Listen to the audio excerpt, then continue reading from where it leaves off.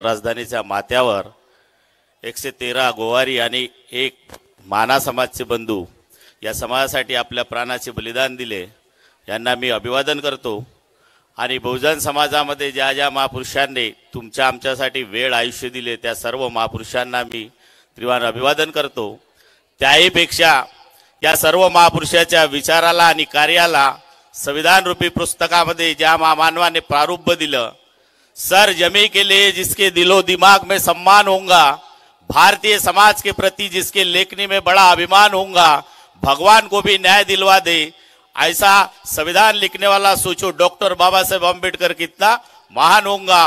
विश्व रत्न परम पूज्य डॉक्टर बाबासाहेब आंबेडकर यांना मी अभिवादन करतो।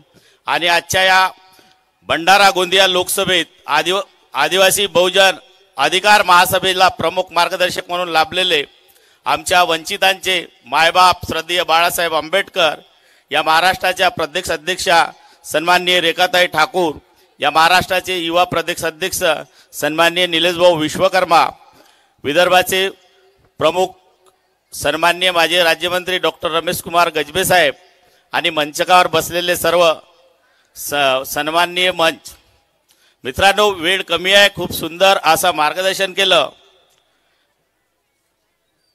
ही न्याय व्यवस्था कैकांची रकेल झाली, ही संसद देखील हिजड्यांची फौज झाली। मी माझी वेता मांडू कुळापुढे, कारण ही न्यायपालिका भ्रष्टतेने रंगीन झाली आणि या 75 वर्षात कुत्र्यागत अवस्था आमची आदिवासी लोकांची झाली।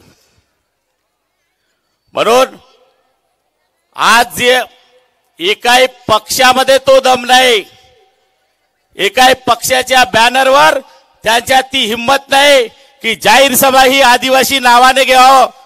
तुम्ही इतिहास उघडून बघा, कुठल्या या देशातल्या पक्षाने आजपर्यंत आदिवासी महाज अधिकार सभा ही दिले नाही।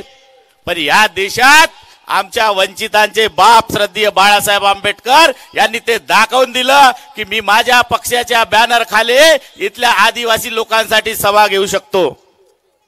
मग आज आम्ही भंडारा, मी फक्त 5 मिनिट आपले विषय ठेवेन। मित्रांनो, मी ज्या समाजातून येतो, मी अशा आदिवासी गाई चरणाऱ्या समाजातून येतो की ज्या समाजाचा नेतृत्व करण्यात या 70-75 वर्षात कुणी आम्हाला स्टेज दिलं नाही, कुणी आमचे प्रश्न ऐकून घेतले नाही। आम्ही 94 ला 114 गोवारी बांधव शहीद केले, तरी आजपर्यंत आमचा आरक्षणाचा प्रश्न सुटलेला नाही। आमच्या नोकरीमध्ये, आमचे मुलाबाळा शिक्षणामध्ये शिक्षण वाया गेलं, मुलांच्या डिग्र्या वाया गेल्या, मुलं शिकून शान आमच्याकडे डोनेशन भरायला पैसे नसल्यामुळे बेरोजगार झाले। पण त्यातल्या त्यात आम्हाला असं वाटलं, 96 पासून ज्या बीजेपीच्या सोबत आम्ही होतो, 94 ला हत्याकांड झालं आणि या 96 मध्ये या महाराष्ट्रामध्ये या बीजेपीचा भगवा या गोवारी समाजाने महाराष्ट्रात फडकवला आणि सांगितलं कुठेतरी एक आशा जागी झाली होती की इथली बीजेपी सरकार आम्हाला न्याय देईल। पण त्याचं झालं साहेब उलटच। सातत्याने आम्ही या समाजाचा लढा लढत असताना 14/8/2018 ला हायकोर्टातून आमचा निर्णय लागला आणि आम्हाला न्याय देण्यात आलं की गोवारी हाच गोंडगोवारी, गोंडगोवारी हाच गोंडगोवारी, आणि आम्हाला आदिवासीमध्ये आमच्या कास्ट किंवा आमच्या मुलांना त्या सवलती देण्यात आल्या। पण एक आमचे साहेब नागपूरवरून येतात, त्यांचं नाव आहे डॉक्टर परिणय फुके साहेब, आणि ते पूर्ण भंडारा गोंदिया लोकसभेत सांगतात की मी गोवाऱ्याचा मुलगा आहे। या नागपूरमध्ये ज्या ठिकाणी मी राहतो तो संपूर्ण मोहल्ला मग गोवाऱ्याचा आहे आणि गोवाऱ्याची सगळी वेता मला माहित आहे। मग कुठला मुलगा, कुठला बाप आपल्या आई बहिणी भावावर अन्याय करतो का? पण त्याच विधानसभा, ज्या विधानसभा क्षेत्रात आपण उभे आहो त्या विधानसभा क्षेत्रामधला 19 जिल्हा परिषद सर्कल आहे, त्या जिल्हा परिषद क्षेत्रामधून 2018 ला आम्हाला एसटीची कास्ट मिळाली आणि त्या जिल्हा परिषद क्षेत्रामधून आम्ही योगेश्वरीताई नेवारे या महिलेला बीजेपीने तिकीट दिली साहेब, आणि तिथून ते आदिवासी क्षेत्रातून निवडून आली। पण आता प्रश्न करतो परिणय फुके साहेबांना की साहेब तुमची सत्ता होती, तुम्ही त्या सत्तेत आला, तुम्ही आम्हाला सांगत होते की मी गोवाऱ्याचाच माणूस आहे, मी गोवाऱ्याचा मुलगा आहे, पण त्याच आमच्या बहिणीवर तुम्ही अन्याय केला आणि 8 जानेवारीला तिचा जिल्हा परिषद मधला सदस्य पद वाया गेला, पण तुम्ही कुठेही धावून आलेले नाही। म्हणून इथे जमलेल्या माझ्या आदिवासी गोवारी समाज बांधवांना सांगतोय, यांनी आम्हाला आतापर्यंत बोलवलं. 2018ला आमचा रिझल्ट लागला होता, सत्ता यांची होती, हे आमच्या बाजूने GR काढू शकत होते. पण या समोर 2019चे विलक्षण होते आणि माननीय परिणय फुके साहेब असो, इथला काँग्रेसचा आमदार असो, यांनी सांगितलं की आम्ही सत्तेत आल्यावर तुमचं काम करतो. आणि साहेब, महाराष्ट्राची सत्ता आमच्या बापानं बिघडवली आणि यांची सत्ता तिगडी सरकार बसली. आणि याच बीजेपी वाल्याने आमच्या समाजात फिरणं चालू केलं की आम्ही तुमच्या विरुद्ध सुप्रीम कोर्टात गेलो नाही, तर या महाराष्ट्रातली आघाडी सरकार गेली.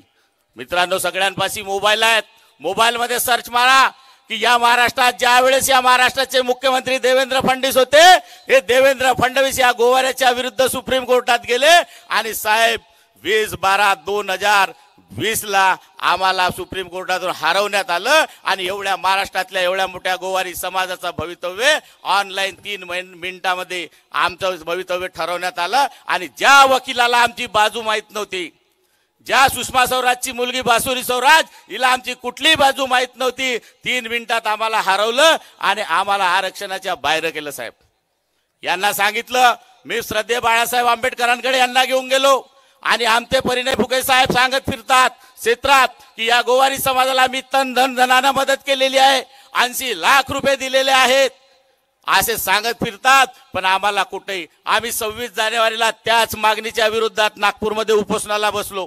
5 लाख लोक घेऊन नागपूर आम्ही जाम केला. यांनीच आमचा या वेळेसही गेम केला. 5 तारखेला आम्ही जेव्हा नागपूर जाम केला, साहेब, परिणय फुके साहेबांनी सांगितलं मी मुख्यमंत्र्यांसोबत तुमची शासकीय बैठक लावून देतो.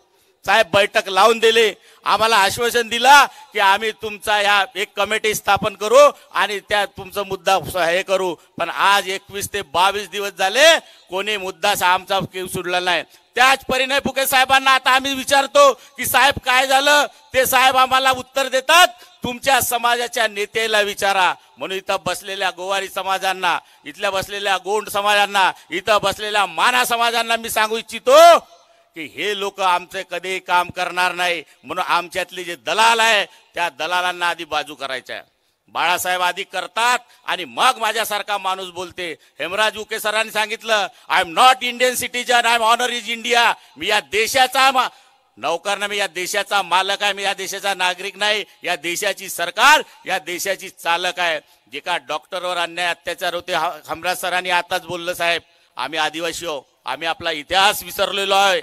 म्हणून तो इतिहास आम्ही गुलामीत जगण्याचा आम्हाला ते सवय पडलेली आहे. पण एक बाबासाहेबांनी म्हटलं होतं, गुलामाला गुलामीची जाणीव करून द्याल तर तो बंड करून उठेल. आणि आज या शेवटच्या सणी श्रद्धेय बाळासाहेब आंबेडकरांनी आम्हा इथल्या वंचितांना जाणीव करून दिले, म्हणून आज आम्ही बंड करून उठलेलो आहोत. म्हणून मित्रांनो, बाळासाहेब आधी करतात, मग माझ्यासारखा गाई चरणाऱ्या महासमाजातून येणारा माणूस सांगतो, खेमराज जरा तुमच्या मागं पाठीमागं सविताताई कोळापे बसलेल्या आहेत, मोरगाव अर्जुनीच्या सभापती आहे. एकट्या बाईला निवडून आणलं आणि बाळासाहेबांनी मोरगाव अर्जुनी सारख्या पंचायत समितीच्या सभापती बनवलं. ही ताकद बाळासाहेबांमध्ये आहे. माझ्यासारख्या गाई चारणार समाजातून येणाऱ्या माणसाला रामटेक विधानसभेची तिकीट दिली आणि सांगितलं तुझा प्रश्न तुला संसदेत मांडायचा आहे. या 70 वर्षात साहेबांनी 2 गोवाऱ्यांना या महाराष्ट्रातली तिकीट दिली होती. त्यात एक होते माधवराव कोवळे. आणि ज्या माधवराव कोवळेच्या मतदारसंघात बीजेपीने या गोवाऱ्याच्या मताची किंमत 5 रुपये 10 रुपये टाकली होती, तोच नालायक माधवराव कोवळे त्याच बीजेपीच्या आमदाराच्या, त्या बीजेपीच्या नेत्याच्या नेतृत्वात बीजेपीत प्रवेश करतो. म्हणून इथल्या गोवारी समाजाला सांगून देतो की यांनी आमचं गेम केलाय. शेवटच्या सणी बाळासाहेब आंबेडकर हे आमचे मायबाप बनून आलेले आहे. म्हणून आज आम्हाला साहेबाच्या बाजूने खंबीरपणे उभं राहायचं आहे. 5 तारखेला 5 लोक घेऊन आपण नागपूर जाम केला. 7 तारखेला बाळासाहेब आंबेडकर आमच्या उपोषणाला भेट दिली. साहेब, त्याच्यानंतर या लोकांनी आमची दक्षता घेतली, पण 5 तारखेपर्यंत आमच्याकडे कोणीही बघत नव्हता. म्हणून बाळासाहेब आंबेडकर हे तुमचे आमचे शेवटचे मायबाप बनून आलेले आहे आणि ही आमची शेवटची लढाई आहे. या लढाईमध्ये आम्हाला सोबत, मग तो इथला माना असो, इथला गोवारी असो, इथला गोंड असो, सरांनी सांगितल्याप्रमाणे आमच्या एका समाजाचा तो बी डीन असलेला माणूस म्हणून तो आमचा आदिवासी आहे. बाकीचे आम्ही झगडे विषय नंतर करू, कोर्टातले मॅटर आमचे एकामेकाविरुद्ध नंतर करू, कोणी आम्ही एकामेकाच्या विरुद्ध नाही. पण जो सत्तेत जायचा मार्ग बाळासाहेबांनी दिलेला आहे त्या मार्गाने आम्हाला सत्तेमध्ये जायचं आहे आणि बाळासाहेबाचे हात मजबूत करून आमच्या समाजाला न्याय द्यायचा आहे. म्हणून इथल्या 3ही समाजाला मी सांगतो, आम्हीच म्हणतो ना, गोंड गोवारी हेकळ माना, आमलीसाठी शिवला डोना. म्हणजे गोंड गोवारी आणि माना आम्ही तिघे इनकुल जाती एका रक्ताचे आहोत, म्हणून तो आमचा बंधू आहे. मग समोर काय आम्हाला माहित नाही. आणि तो लढा खेमराज सरांनी बोलल्याप्रमाणे आम्हाला तो अपमानाचा लढा उभा करायचा आहे आणि श्रद्धेय साहेबाच्या नेतृत्वात आम्हाला तो लढा लढायचा आहे. मी साहेबाला भंडारा गोंदिया जिल्ह्याचा प्रभारी म्हणून आणि एका आदिवासी समाजातून येतो म्हणून साहेबाला मी तुमच्या साक्षीने आज इथं जमलेल्या माझ्या समाज बांधवांच्या साक्षीने मी साहेबाला आश्वासन